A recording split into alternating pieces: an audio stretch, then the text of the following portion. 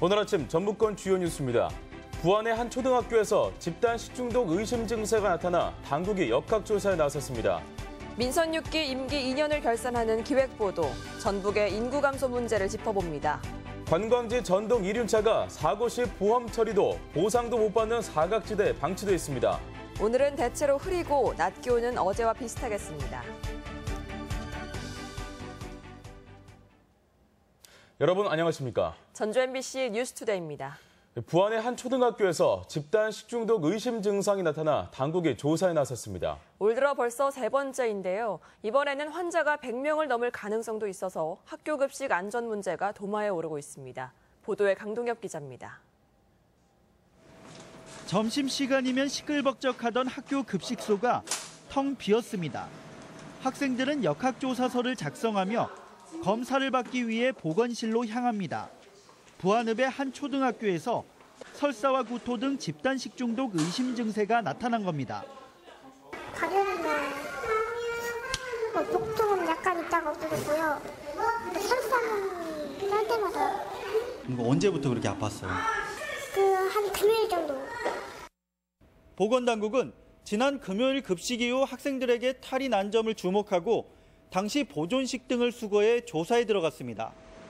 보건당국이 첫날 증상을 호소한 학생 150명을 조사한 결과 71명이 식중독 의심 환자로 나타났습니다. 재학생 가운데 증상이 심한 150명가량은 병원 치료 등을 이유로 아예 학교를 나오지 않아 의심 환자는 100명을 훌쩍 넘어설 수도 있습니다. 올해 학교 식중독 의심 보고는 익산과 전주에 이어 부안이 세 번째, 심지어 급식에서 개구리 사체까지 나오다 보니 우려가 높아지고 있습니다. 걱정스럽지 아무래도. 그런데 유산 관리가 그렇게 안 돼서 그렇다는 거 보면은. 병원의 신고로 사태를 접한 교육당국은 뒤늦게 대책 마련에 나섰습니다. 업무 담당 선생님들 긴급 회의를 소집해서 일단 경각심이 줘야 할 것 같아요. 먹는 것에 대해서 조금 더 조심할 수 있도록 하지 않냐. 식중독 확인까지는 최소 일주일이 소요될 예정인 가운데 연례 행사처럼 반복되는 학교 식중독 문제로 학생과 학부모들의 불안이 커지고 있습니다.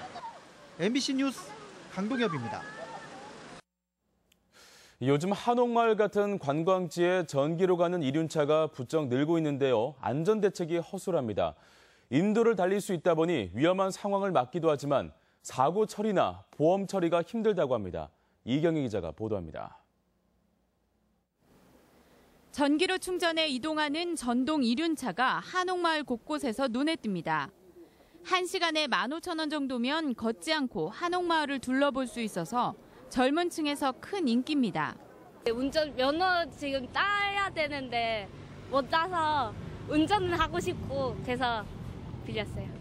지나가면서 사람들이 타길래 재밌을 것 같아서 탔는데 재밌어요. 수요가 늘면서 대여업체도 11곳까지 늘었는데 문제는 안전입니다. 유동인구가 많은 한옥마을에서 아슬아슬하게 다니는 전동 이륜차. 위험이 늘었지만 사고 처리는 사실상 힘든 상황입니다.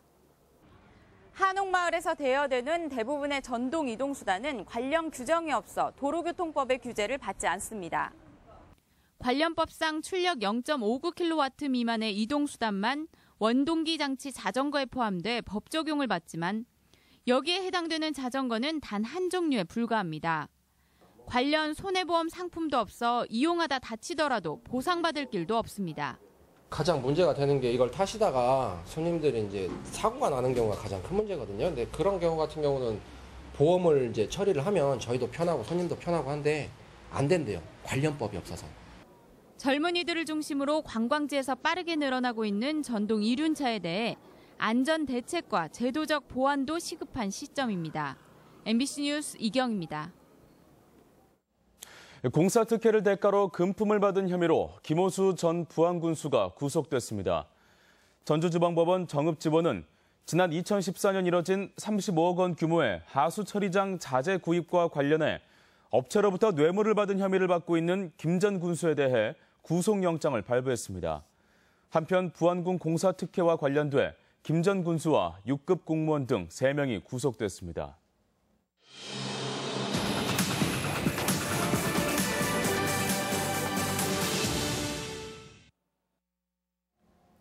오는 30일이면 민선 6기 지방자치가 출범한 지 꼭 2년으로 4년 임기의 반환점을 돌게 됩니다. 전주 MBC는 지난 2년간 전북의 변화상을 통해 민선 6기의 남은 2년을 모색하는 기획보도를 준비했습니다. 첫 시간인 오늘은 심각한 전북의 인구 유출 문제를 짚어봅니다. 유룡 기자가 보도합니다. 전북혁신도시는 조만간 기금본부 이전이 이루어지면 사실상 12개의 기관 이전이 대부분 마무리됩니다. 불과 3, 4년 만에 정주 인구 2만 명이 넘는 중소도시가 탄생했지만 전북 외부 유입 인구는 이 중 25%인 5천여 명에 불과합니다. 75%가 전주나 인근 시군에서 이동한 주민들로 이들이 빠져나간 도심 아파트는 공동화 현상까지 나타나고 있습니다. 대기 숫자는 10명이고 나갈 사고사는 20명이면 10명분이 그러잖아요. 전세금이라든지 그걸 해서 가져가야 되는데 그것은 더 어려워질 것 같아요. 전북 인구는 민선 6기가 시작된 지난 2년간 3,200명 이상 줄었습니다. 기관이 옮겨오고 많은 기업을 유치했다지만 인구는 오히려 줄고 있습니다. 인구 감소에 따라 정치적 대변자인 국회의원 수가 19대 11석에서 20대에는 10석으로 줄었고 지방정부의 돈줄인 지방교부금도 감소합니다. 생산 인구가 없는데 복지 지출이 늘다 보면 시군은 버텨낼 재간이 없어지는데 30년 내 도내 10개 시군이 소멸될 것이라는 전망까지 나왔습니다. 현재 전라북도에 추구하고 있는 3단 농장이랄지 토탈 관광, 그다음에 탄소 산업 등이 실질적인 일자리 창출의 단계로 넘어가야 될 시기다. 무기력한 인구 감소에 전라북도 등 당국의 인구 정책이 추상적이고 뜬구름 잡기 아니냐는 지적도 나오고 있습니다. 전북발 정책을 발굴해내야 함에도 불구하고 기존에 해오던 귀농귀촌인들을 위한 도비 지원 사업을 아예 없애버렸습니다. 새만금이 완성될 미래를 전제했지만 송하진 지사가 공언한 인구 300만 전북을 기대하기에는 현실은 너무 초라합니다. 실현 가능한 목표를 세우고 실효성 있는 시책을 하나씩 실천해 나갈 시점입니다. MBC 뉴스 유룡입니다. 난립한 지역 축제들이 시군 재정을 부실하게 한다는 지적에 따라 정부가 예산을 대폭 삭감하도록 했습니다. 하지만 지역 축제의 수익성, 그 이상의 의미는 없는 것인지 짚어볼 대목도 적지 않습니다. 이창익 기자가 보도합니다. 전북 대표 축제 하나인 전주국제영화제는 30억 원가량이 투입됐지만 수익은 8억 원 정도에 불과합니다. 새만금 상설 공연과 도 브랜드 공연 춘향도 각각 17억 원과 14억 원이 들었지만 이 역시 수입은 7억 원에서 8억 원 선에 그쳤습니다. 특히 도림미술관이 9억 원을 쓴 특별전 피카소부터 천경작까지는 도 사업평가에서 미흡 판정을 받아 올 예산이 절반으로 줄었습니다. 전라북도의 축제 행사 경비는 전체 예산의 0.2%가량이고 경읍시와 김제시는 도의 배가 넘는 0.4%에 이릅니다. 정부는 모든 행사성 사업은 금액에 상관없이 재정평가를 거칠 것을 지시했습니다. 우리 도에서도 역시 행사 축제 예산에 대한 성과평가를 좀 강화해서 예산이 효율적으로 쓰일 수 있도록 추진을 하고 있습니다. 그러나 긍정적인 부분을 무시한 채 경제성만 부각시키는 평가에 한계를 지적하는 목소리도 있습니다. 국제영화제나 새만금 상설 공연은 당장의 수입보다는 브랜드 가치를 높이고 지역에 파급되는 경제 유발 효과를 무시할 수 없습니다. 주민들의 공동체 의식을 높이는 마을 축제 역시 경제성으로 재단하기 힘든 부분입니다. 축제는 평가는 필요하지만 평가 지표를 경제적 부가 창출이라고 하는 하나의 잣대만 가지고 하는 것은 위험하다 이렇게 보겠습니다. 단체장의 선심성 행사나 방만한 축제를 가려내는 것은 충분한 의미를 갖지만 그 기준이 재정에 한정되는 것은 고려해볼 필요가 있어 보입니다. MBC 뉴스 이창익입니다. 전북도와 국회의원들이 개원 이후 처음으로 국회에서 정책협의회를 열고 국가예산 확보와 탄소법 후속 조치 등 도정 현안 해결을 논의했습니다. 송하진 지사는 정부가 농림 산업 분야 국가 예산을 줄이고 신규 사업은 전면 재검토한다는 기조를 유지하고 있어 정치권과의 공조가 중요하다며 협조를 당부했습니다. 국회의원들은 상임위별로 현안의 우선순위를 정해 도정 지원에 최선을 다하겠다고 밝혔습니다. 더민주 당대표에 출마한 추미애 의원이 새만금 신공항에 적극적인 지원을 약속했습니다.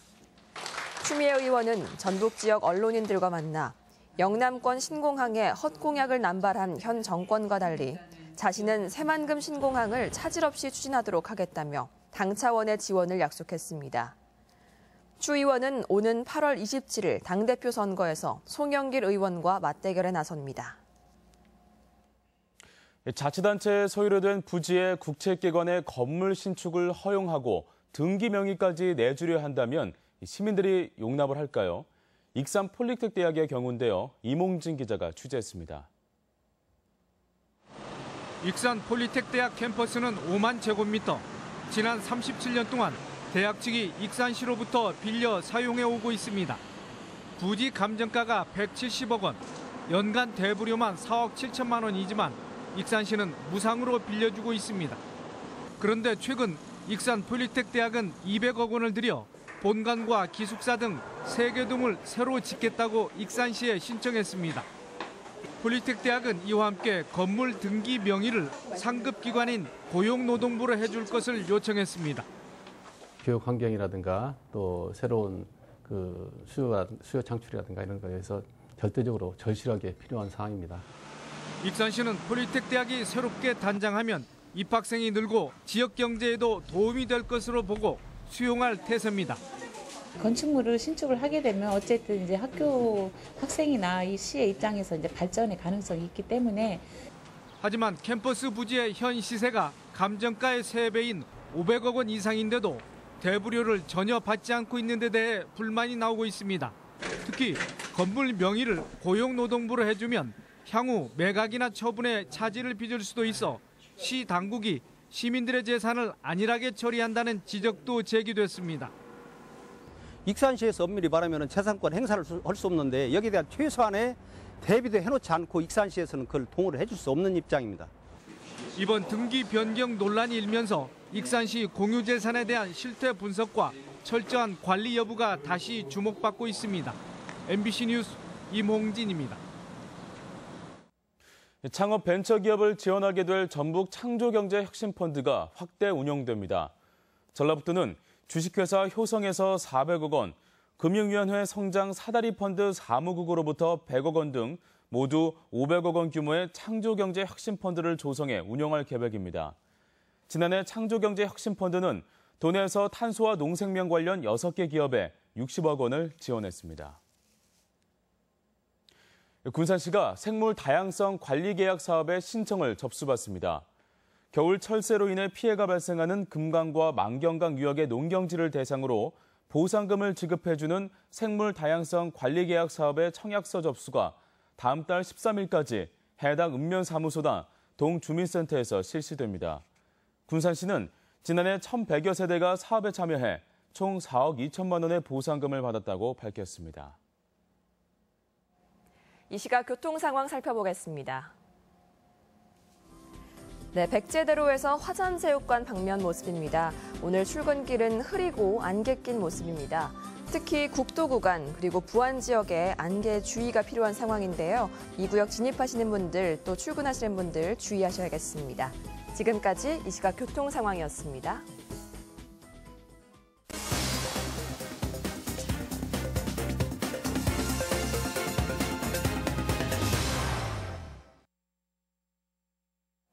살아있는 화석으로 불리고 있지만 농약과 비료의 무분별한 사용으로 자취를 감췄던 긴꼬리 투구새우가 정읍 고부 일대에서 서식하고 있다는 것으로 발견됐습니다.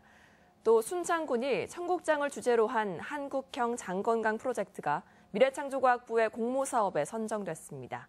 그 밖의 시군 소식 이흥래 기자가 보도합니다.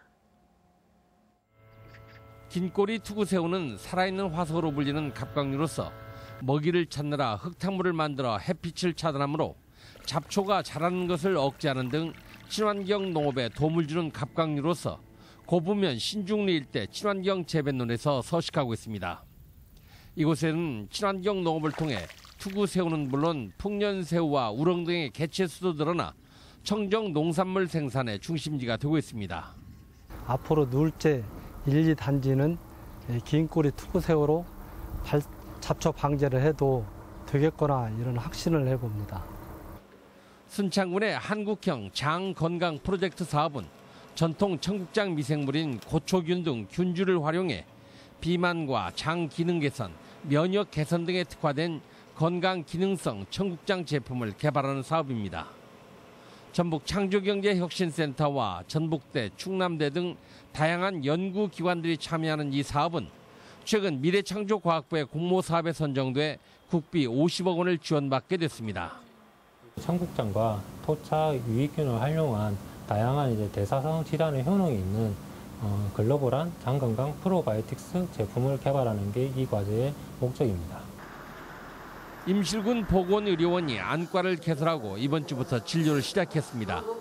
임실 지역에는 노령 인구가 대단히 많지만 그동안 지역에 안과가 없어 진료에 어려움이 많았는데 임실군은 최근 3억 원의 예산으로 관련 장비와 인력을 갖추고 진료를 시작해 주민들의 눈 건강 지키기에 큰 도움을 줄 것으로 기대됩니다. 남원시는 태풍과 호우, 폭염과 폭설 등 각종 자연재난 발생 시 마을별 방송시설에 자동으로 자연재해나 재난 정보를 방송토록 하는 재난대비 자동 음성통보 시스템을 2018년까지 구축합니다. 이에 따라 전체 372개 마을 가운데 올해에는 222개소를 완료해 재난에 신속히 대응토록 할 계획입니다. MBC 뉴스 이응래입니다. 이어서 우리 지역 행사와 문화 소식입니다.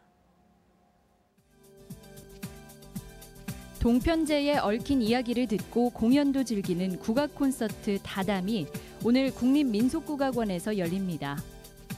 한국소리문화의 전당은 내일 문화가 있는 날을 맞아 전시장에서 해설이 있는 11시 브런치 콘서트를 진행합니다. 군산 신포니에타가 오늘 예술의 전당에서 제3회 희망음악회를 갖습니다. 충치를 소재로 한 교육 인형극 치카치카 호랑이가 오늘 전주 덕진예술회관에서 공연됩니다. 우리들의 눈으로 본 세계유산이란 주제로 마련된 전시회가 오늘부터 익산 속리문화예술회관에서 열립니다.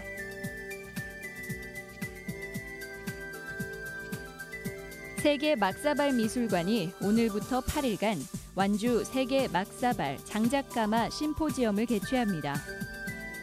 전주시 열린 시민강좌가 오늘 전주시청 강당에서 충남대 이계호 교수의 태초 먹거리를 주제로 진행됩니다.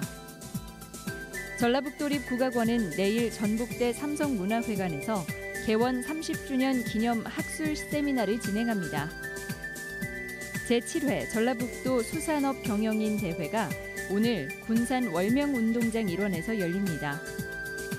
전주 역사박물관은 오늘부터 나흘간 가족과 함께하는 토요박물관 나들이에 참가자를 모집합니다. 오늘 전라북도 지역 날씨입니다. 오늘은 대체로 흐리겠습니다. 낮 최고 기온은 전주 29도, 남원 28도, 순창 27도 등 27도에서 29도의 분포로 어제와 비슷하겠습니다. 바다의 물결은 서해남부 전해상에서 0.5에서 2m로 일겠습니다.